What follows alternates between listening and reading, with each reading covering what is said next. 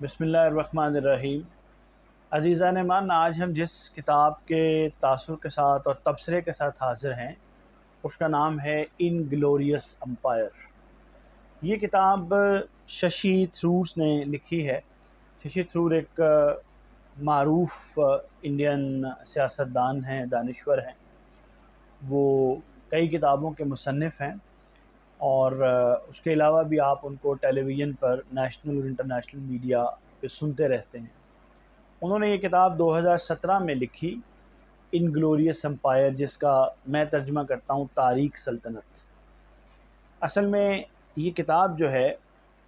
ये आप सब लोग जानते हैं कि जो हमारा बरसगीर पाक व हिंद है, जो इस वक्त 3 ममालिक पर मुश्तमिल है, भारत, पाकिस्तान और बांग्लादेश, जो किसी ज़माने में भारत और पाकिस्तान की शक्ल में आज़ाद हुआ था। उससे पहले अगर आप देखें तो तकरीबन 200 साल उसके ऊपर बरतानवी राज रहा। अब बरतानवी राज करीबन अगर आप देखें तो ये मुग़ल एम्पायर, जब मुग़ल सल्तनत जिस वक़्त उसको ज़वाल हुआ, ज़वाल होते होते भी उसको ज़वाल एक वक्त में नहीं हो गया, उसको ज़वाल भी आहिस्ता आहिस्ता 1707 में जब आखिरी बड़ा मुग़ल फरमारवा शहनशाह औरंगज़ेब आलमगीर दुनिया से चला गया, तो उसके बाद फिर उसके बच्चों के दरमियान इक़्तिदार की कशमकश शुरू हुई और चंद सालों में ही कई शहज़ादे सुल्तान और शहनशाह बनने के ख्वाहिश लिए हुए अपने दिल में दुनिया से चले गए। और वहाँ पर एक पहला झटका लगा, कुछ हिस्से उससे अलग हो गए। उसके बाद फिर एक मोहम्मद शाह रंगीला की कोई 25-30 साल की हुकूमत है, जो कि एक ऐसे ही हुकूमत है, लेकिन उसमें बहरहाल अभी मुग़ल सल्तनत मौजूद है। बाहर से उस तरह अभी उसके शुरू के दिनों में किसी ने अपना तसल्लुत कायम नहीं किया। हाँ, उसके कुछ सूबे जो हैं वो ख़ुद मुख्तार हो गए हैं, और इसी तरह से नादिर शाह और फिर अहमद शाह अब्दाली, इस तरह के लोग जब बाहर से आए हैं और उन्होंने सल्तनत पे हमले करके उसे कमज़ोर कर दिया है। लेकिन 1757 एक ऐसा तारीख़ आती है जिसमें आप ये देखते हैं कि यहाँ पर अंग्रेज़ जो है वो एक ताजिर के रूप में दाखिल हुआ और उसने पूरे मुग़ल दौर में वो यहाँ पर तजारत छोटी मोटी करता रहा। लेकिन जब मुग़ल ज़वाल हुआ तो उससे उसने फ़ायदा उठाते हुए आहिस्ता आहिस्ता अपने कदम जमाने शुरू किए, और इतने जमाए कि जो बंगाल और बिहार का इलाका था, वहाँ पर एक हद तक उसने वहाँ के जो नवाब थे उनको शिकस्त देकर एक तरह से अपनी कंपनी की हुकूमत कायम कर ली। लेकिन अभी वो कंपनी की जो हुकूमत थी वो डिफेक्टो थी, डी जूरे नहीं थी। यानी अभी वो करते ये थे कि सामने वहाँ पर ही किसी नवाब को या उसके बच्चे को बिठा देते थे गद्दी पर, और उसके पीछे सारी हुकूमत चलाते थे। फिर लेकिन 1757 एक ऐसा वक्त है जिससे आप समझ सकते हैं कि अंग्रेज़ के इक़्तिदार का एक तरह से आगाज़ हो जाता है। फिर 1768 या 67 में जब जो है शाह आलम सानी जिसको कहते हैं मुग़ल बादशाह, उससे जब अंग्रेज़ क्लाइव ने दीवानी जो है वो बहार और बंगाल की हासिल कर ली। यानी दीवानी हासिल करने का मतलब है कि टैक्स कलेक्ट करने के राइट्स वहाँ से ले लिए, और मुग़ल जो ऑफिसर्स थे उनकी जगह पर बरतानवी कंपनी के अफसर वहाँ पर जमा हो गए, और जो वहाँ से जो मालिया है, टैक्स है, वो जमा करते थे। यहाँ से अंग्रेज़ के अरूज की कहानी है, और बरसगीर में उनके अपने हुक्मरानों के ज़वाल की कहानी है। अब असल में ये वाली कहानी तो आपने बहुत दफ़ा सुनी होगी, बहुत से लोगों ने इस कहानी का अहाता किया है, इस पे बहुत कुछ लिखा गया है। हाल ही में ये जो 1707 से लेकर 1800 के करीब का अरसा है, इसके ऊपर विलियम डैलरम्पर ने, अगर आप को याद हो तो उसने अनारकी के नाम से, यहाँ मेरी कलेक्शन में ये किताब आप देख सकते हैं, अनारकी, ये आपको नज़र आती है। ये विलियम डैलरम्पल साहब हैं जिन्होंने ये अनारकी की किताब लिखी, जो असल में 1707 के बाद 1800 तक का जो 100 साल का अरसा है उसका अहाता करती है। एक हद तक अगर आप गौर करें तो ये उसका अहाता कर रही होती है, ठीक है। उसके बाद फिर इन्होंने आखिरी मुग़ल फरमारवा के करीब 1857 में जो कुछ हुआ उसके ऊपर इन्हीं सेम विलियम डैलरम्पल ने द लास्ट मुग़ल के नाम से किताब लिखी। इंशाल्लाह किसी वक्त हम इसको भी आपके लिए मौजू बनाएंगे और इसके ऊपर हम गुफ्तगू ज़रूर करेंगे। اسی طرح اور بہت سے لوگوں نے اس کے اوپر اور اسی درمیانی عرصے کے اوپر ایک اور کنٹیکسٹ میں اگر آپ دیکھیں گے تو آپ کو نظر آ جائے گا، یہ وائٹ مغل کے نام سے ولیم ڈیلرمپل جو ہیں انہوں نے ہی یہ ان کی 3 شاہکار کتابیں ہیں، اور بھی انہوں نے لکھا ہے لیکن یہ آپ ایک طرح سے کہہ سکتے ہیں کہ ان کا شاہکار آپ کو نظر آتا ہے۔ لیکن یہ جو کتاب ہے انگلورس امپائر ششی تھرور کی، اس کی خوبی یہ ہے کہ اس میں مصنف نے یہ ثابت کرنے کی کوشش کی ہے کہ جو انگریز راج تھا یہاں 200 سال کا، وہ دراصل انگلوریس امپائر تھی، یعنی تاریکی کا راج تھا۔ وہ ہندوستان کے لوگوں کے لیے ایک ڈراؤنا خواب تھا، اور اس میں کوئی شک نہیں ہے کہ یہ بات آپ کو اور بہت سی تحریروں میں بھی ملتی ہے۔ لیکن ششی نے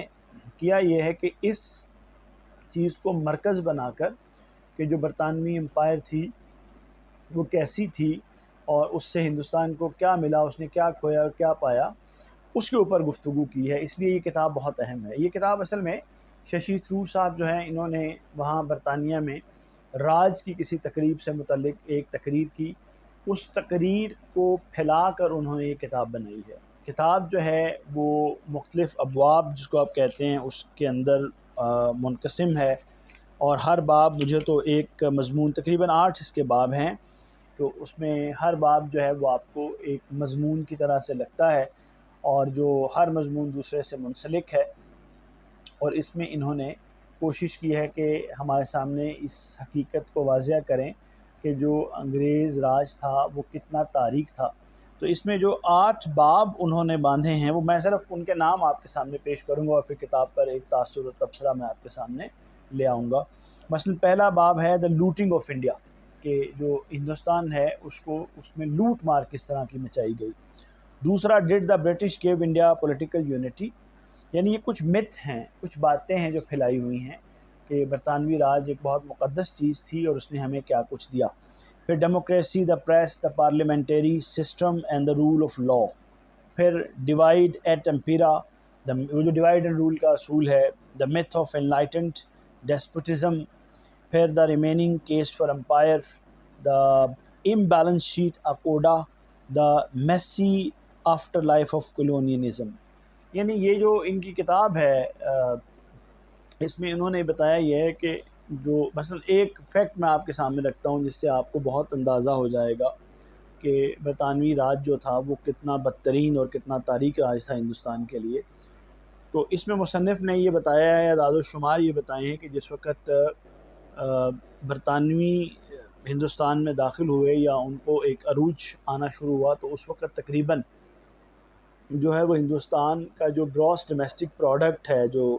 قومی پیداوار تھی اس کی، وہ دنیا کی پیداوار کا قریباً 23% تھی۔ لیکن جس وقت انگریز یہاں سے رخصت ہوا 1947 میں، تو اس وقت ہندوستان کی جو پیداوار تھی وہ محض دنیا کی پیداوار کا 4% رہ گئی تھی۔ تو اب آپ خود اندازہ، مثلا یہ صرف یہ اعداد و شمار آپ کے سامنے رکھ دیے جائیں تو آپ کو سمجھ آ جاتی ہے کہ کسی خطے کو جب تک اتنا لوٹا نہ جائے تب تک اس کی یہ حالت نہیں ہو جاتی کہ کہاں 23% اور کہاں 4% پہ وہ آ جاتا ہے۔ اور اس کے مقابلے میں برطانیہ جو یہاں تقریباً 200 سال 250 سال پہلے جس کا ورلڈ اکانومی میں شیئر 4% تھا، جب انگریز یہاں سے گیا تو اس کا شیئر 9% ہو گیا تھا۔ تو انہوں نے اس میں مثلا یہ بتایا ہے مختلف دلائل دے کر، اور ان دلائل کو بھی انہوں نے ٹیک اپ کیا ہے جن کی بنیاد پر یہ کہا جاتا ہے کہ برطانوی راج بہت اچھا تھا۔ مثلا کلائیو جس کا بھی میں نے نام لیا ہے، جو جنگ پلاسی میں جس نے بنگال میں سراج الدولہ کو شکست دی میر صادق یا میر جعفر کے اس کے تعاون سے، اور آپ یہ دیکھیں کہ اس نے وہاں پر اتنی لوٹ مار مچائی کہ بنگال جو کہ ہندوستان کا امیر ترین صوبہ تھا وہ قحط، بیماری اور غربت کی ماجگاہ بن گیا۔ اچھا، اس کے علاوہ اگر آپ دیکھیں تو بہت اچھا مصنف نے یہ حقیقت بیان کیا ہے کہ ہندوستان میں جتنے بھی قحط پڑے وہ سارے انگریز دور میں پڑے، نہ اس سے پہلے پڑے نہ اس کے بعد۔ یعنی 1947 کے بعد 3 ملک بن گئے، 2 ملک بنے پہلے، پاکستان اور ہندوستان، لیکن ان میں کبھی قحط جیسی صورتحال پیدا نہیں ہوئی۔ اس کے مقابلے میں برطانوی راج کے اندر 8 سے 10 مرتبہ اتنے بڑے پیمانے پر قحط پڑے کہ کہ ہزاروں لاکھوں لوگ لقمہ اجل بن گئے بھوک اور پیاس کی وجہ سے، اور یہ سب انگریزوں نے تماشائیوں کی طرح دیکھا، اور بلکہ وہ تو یہ تھیوریاں پیش کرتے رہے کہ یہ جو قحط ہے اچھا ہے، اس سے آپ کی آبادی کنٹرول ہو جائے گی۔ تو یہ آپ دیکھیں کہ کیسا ظلم تھا جو انہوں نے یہاں پر روا رکھا۔ اچھا، پھر کتاب نے کچھ ایسے میتھ ٹیک اپ کیے ہیں، ایسے جو میتھ ہیں، یعنی ایسی باتیں جو کہ انگریز کی اچھائی کے بارے میں کہی جاتی ہیں کہ انگریز نے یہاں پر ہندوستان کو جو ہے وہ انفراسٹرکچر دیا، اس کو بنیادی ڈھانچے کو جدت دی، اس کی آمد و رفت کی، ریل لے کر آیا، ٹیلیکس لے کر آیا، اس نے یہاں پر سیاسی وحدت جو ہے وہ پیش کی، اس نے یہاں پر انگریزی زبان دے کر ہمیں دنیا کے ساتھ جوڑ دیا، اس نے یہاں پر نہری نظام دیا، یہاں پر سیاسی اور جو انتظامی ڈھانچہ ہے وہ اس کو کھڑا کر دیا، امن و امان قائم کر دیا۔ یہ سب باتیں اس کے بارے میں کہی جاتی ہیں۔ مصنف نے ان سب باتوں کو ایک طرح سے الگ الگ لے کر اس کے اوپر اپنے دلائل قائم کر کے ان میں سے ہوا نکالی ہے۔ مثلاً وہ ریلوے کے بارے میں یہ کہتا ہے کہ ریل جب یہاں پر بچھائی گئی تو ریل بچھانے کا واحد مقصد انگریز کا یہاں کی فلاح نہیں تھی، بلکہ وہ اپنے لوٹ مار کے عمل کو تیز کرنا چاہتا تھا۔ وہ ہندوستان سے جتنا زیادہ ایکسٹریکٹ ہو سکے، جتنا زیادہ نکالا جا سکے، وہ اس کو نکالنا چاہتا تھا، اور اس نے ریل اس مقصد کے لیے بنائی اور اس مقصد کے لیے استعمال بھی کی۔ اور اگر آپ دیکھیں تو ریل نے ہندوستانیوں کی بہت کم خدمت کی اپنے پہلے 40-50 سال میں۔ بعد میں ٹھیک ہے، پیسنجر ٹرین سے لوگوں کو فائدہ بھی ہوا، لیکن یہ کوئی ایسی بات نہیں ہے۔ آپ کے سامنے جو امپائر تھی، عثمان امپائر جس کو عثمانی ترکوں کی حکومت کہتی ہے، اس میں بھی ریل کا بڑا زبردست نظام چلتا تھا۔ ان کو اگر زوال اس طرح سے نہ آ جاتا پہلی جنگ عظیم کے بعد، تو آپ دیکھتے کہ ان کا ریل کا نظام انگریز کے ریل کے نظام سے بہت بہتر تھا۔ تو ایسی کوئی چیز نہیں ہے کہ انگریز یہاں ریل نہ لاتا تو کوئی ریل نہ لے کر آتا، یہ والی بات بھی ٹھیک نہیں ہے۔ پھر ریل کو بناتے وقت انگریز سرمایہ دار نے جتنا مال کمایا آپ اس کا اندازہ نہیں لگا سکتے۔ اس کے بعد کتاب کے اندر یہ بتایا گیا ہے کہ جو نہری نظام جس کا کریڈٹ انگریز کو دیا جاتا ہے، ویسے تو اگر آپ قدیم تاریخ پڑھیں تو آپ کو اندازہ ہوگا کہ بابل و نینوا میں، عراق میں، مصر میں جو ہے وہ بڑا بہترین نہری نظام تھا، اور ظاہر ہے کہ وہ انگریز نے نہیں قائم کیا تھا، وہ تو 7-8 ہزار سال پہلے کا نظام تھا، قبل مسیح میں وہ نظام تھا۔ مگر یہاں جو نہری نظام جس کا کریڈٹ انگریز کو دیا جاتا ہے وہ ہندوستان کی ضروریات سے بہت کم تھا۔ انگریز نے یہاں زیادہ پیسہ فوج کھڑا کرنے میں، جس کو وہ یہاں بھی استعمال کرتے تھے لوگوں کو دبانے کے لیے، اور باہر بھی اپنی جو توسیع پسندانہ عزائم تھے ان کو حاصل کرنے کے لیے وہ فوج استعمال کرتے تھے۔ پھر لوٹ مار کے لیے ظاہر ہے کہ وہ بہت انتظام کرتے تھے۔ تو ریل کا نظام جو ہے وہ ایسے ہی ایک چیز ہے، اس کی جو قیمت ہندوستان نے ادا کی اس سے بہت کم قیمت میں اس سے بہت بہتر ریل کا نظام کھڑا کیا جا سکتا تھا، اور یہی معاملہ نہری نظام کا ہے۔ پھر آپ یہ بات کرتے ہیں کہ سیاسی وحدت، تو سوال یہ ہے کہ کیا انگریز کے آنے سے پہلے تاریخ پڑھی جائے تو تاریخ یہ نہیں بتاتی کہ ہندوستان اس سے پہلے بھی سیاسی وحدت رہا ہے، یہاں پر امن و امان بڑا مثالی رہا ہے۔ تو انگریز نے ٹھیک ہے اس وقت ایک انارکی کی صورتحال تھی، لیکن اگر وہ انگریز باہر سے نہ ہوتا اور بہت سی انارکی اس نے بھی پیدا کی یہاں پر، تو لوگ یہاں پر خود ایک تھوڑے عرصے کے بعد، جس طرح پہلے بھی بادشاہوں کے جانے کے بعد ایک وقت انارکی کا آتا تھا، پھر ایک سٹیبل حکومت آ جاتی تھی، تو وہ ایوالو کر لیتے لوکلز بھی اس نظام کو۔ ایسا نہیں تھا کہ لوکل لوگوں میں جو ہے وہی صلاحیت نہیں تھی۔ پھر کتاب میں بہت اچھے سے بتایا ہے کہ جب انگریز یہاں آیا تو ہندوستان کے لوگ بہت سی صنعتوں میں اپنا مقام رکھتے تھے۔ کپڑے کی صنعت ان کی ایکسیپشنل تھی، انگریز اس کا مقابلہ، برطانیہ اس کا مقابلہ نہیں کر سکتا تھا۔ آپ کو یہاں بتایا جاتا ہے کہ مانچسٹر کی صنعتیں، اور ہمارا فیصل آباد یہاں کا مانچسٹر ہے، تو کسی زمانے میں یہاں دیکھیں سورت میں اور دوسری جگہوں پر جہاں پر انگریز پہلے داخل ہوا تھا، ہمارے کپڑے بنانے کے شاندار کارخانے کام کرتے تھے، اور انگریز اور ان کے لوگ خواب دیکھتے تھے کہ وہ ہندوستان کا بنا ہوا کپڑا پہنے۔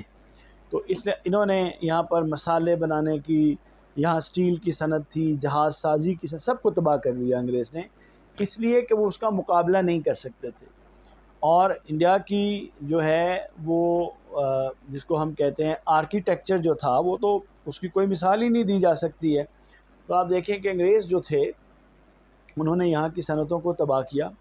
ایک انڈسٹریلی ایڈوانسڈ کنٹری جو تھی اس کو بیکورڈ کر دیا، صرف اپنی جو ہے وہ صنعتوں کو چلانے کے لیے، یعنی انہوں نے فاؤل پلے کیا۔ یہ ایک انگریز دور کا بہت بڑا خاصہ رہا کہ وہ فاؤل پلے کرتے تھے اور لوگوں کو اپریس رکھتے تھے۔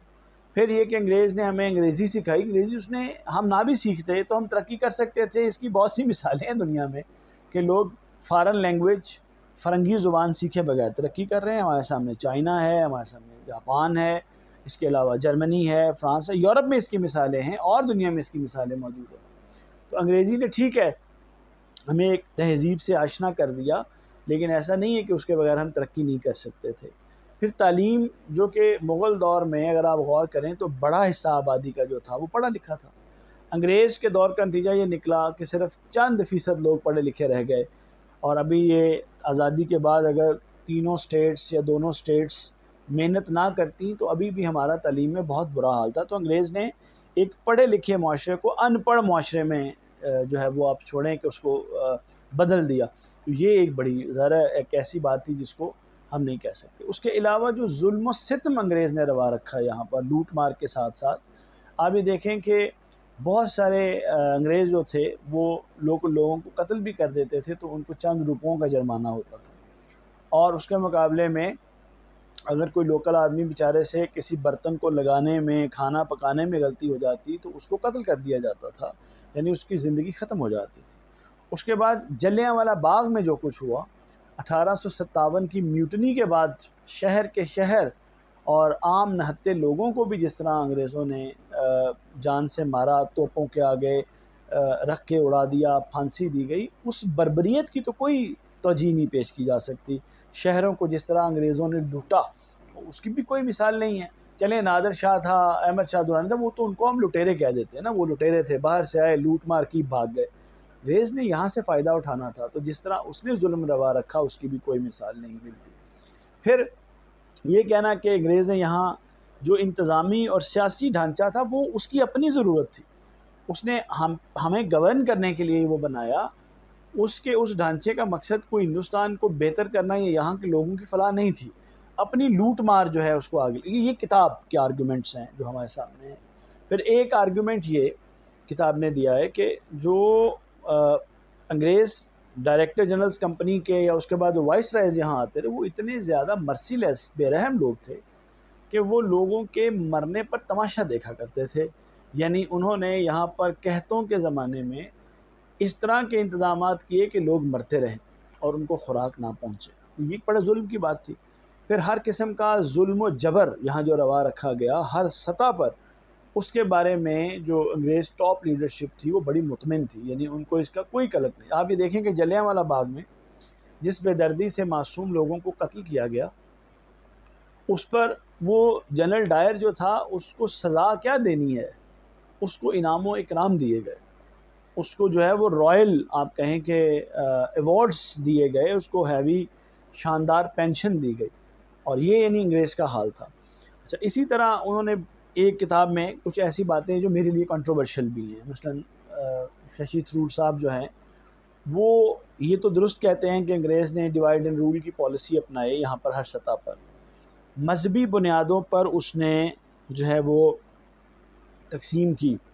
لیکن ان کا کہنا یہ ہے کہ وہ جو تقسیم انہوں نے کی اس کا فائدہ ایک طرح سے مسلمانوں کو دیا۔ میرا خیال یہ ہے کہ یہ بات درست نہیں ہے۔ انگریز کے آنے کے بعد اور خاص طور پہ 1857 کے بعد سب سے زیادہ فائدہ ہر طرح سے ہندوؤں نے اٹھایا، حالانکہ اس جنگ آزادی میں وہ بھی حصہ دار تھے، مگر اس کا سارا ملبہ مسلمانوں پہ گرا، اور بہت بعد میں جا کے مسلمانوں کو اگر کوئی کنسیشن دی گئی تو وہ بالکل نام نہاد تھی۔ تو لہٰذا ان کی اس بات سے تو اتفاق کیا جا سکتا ہے کہ انگریز نے ڈیوائڈ اینڈ رول کی پالیسی بنائی، اور وہ کہتے ہیں کہ اسی کا نتیجہ ہے کہ تقسیم کے وقت آزادی کے وقت دو ملک بنے، تقسیم ہوئی۔ میرا خیال ہے کہ ان کی یہ بات درست حقائق کے مطابق نہیں ہے، چونکہ تقسیم ہند 1947 میں جو ہے وہ اس میں صرف انگریز کی پالیسی کا کردار نہیں ہے۔ مثلا میرا مطالعہ یہ کہتا ہے کہ انگریز تو بہت حد تک ہندوستان کو متحد رکھنا چاہتے تھے، اس کے اندر کانگریس کی تنگ نظری، اس کے لیڈروں کی جلد بازی کا بڑا رول ہے، بڑا کردار ہے، اور 1937 کی کانگریسی وزارتوں کے بارے میں یہاں ڈاکٹر صاحب نے ذکر کیا ہے اپنی کتاب میں، ظاہر ہے وہ کوئی قابل مثال یا کوئی اچھی مثال نہیں ہے، اسی نے اصل میں مسلمانوں کو یہ پیغام دیا کہ اگر کبھی ہندوستان آزاد ہوا اور ہندوؤں کی جو ہے وہ قیادت میں ہمیں زندگی گزارنی پڑی تو زندگی کتنی زیادہ میزریبل ہوگی۔ تو ظاہر ہے کہ وہ اس کے اوپر مثلا آپ دیکھیں پیر پور رپورٹ ہے وہ مسلم لیگ کی طرف سے، اس کو بھی ضرور اس کا جائزہ لینا چاہیے۔ خیر کتاب کا موضوع یہ نہیں ہے۔ آخر میں جا کر جو ششی تھرور ہیں وہ ظاہر ہے کہ یہ بتاتے ہیں کہ اوور آل اگر دیکھا جائے تو ہندوستانیوں کے لیے جو انگریز کا راج ہے وہ ایک بھیانک خواب تھا، اور ہندوستان کو اس سارے تجربے میں گھاٹا ہی ملا، فائدہ کوئی نہیں ملا۔ لیکن اس کے ساتھ انہوں نے یہ بھی اعتراف کیا ہے کہ انگریز نے یہاں اتنے برے کام کیے، اس نے چند اچھے کام بھی کیے، اس نے کچھ چیزیں یہاں انٹروڈیوس بھی کروائیں، اور کچھ انگریزوں نے انفرادی حیثیت میں یہاں پر اچھے کام بھی کیے۔ اجتماعی طور پہ ان کا دور ہمارے لیے اچھا نہیں تھا، اور یہ جو آج ہم بہت بیکورڈ ہیں نا، اس کی وجہ بہرحال انگریز ہے۔ ہاں اس میں کوئی شک نہیں ہے، ہمیں لڑانے میں انہوں نے کردار ادا کیا ہے، لیکن بہرحال یہ کتاب اس حوالے سے ایک اچھا اضافہ ہے کہ ہم یہ جان سکیں کہ انگریز کا راج یہاں پر کتنا بھیانک تھا۔ بہت شکریہ۔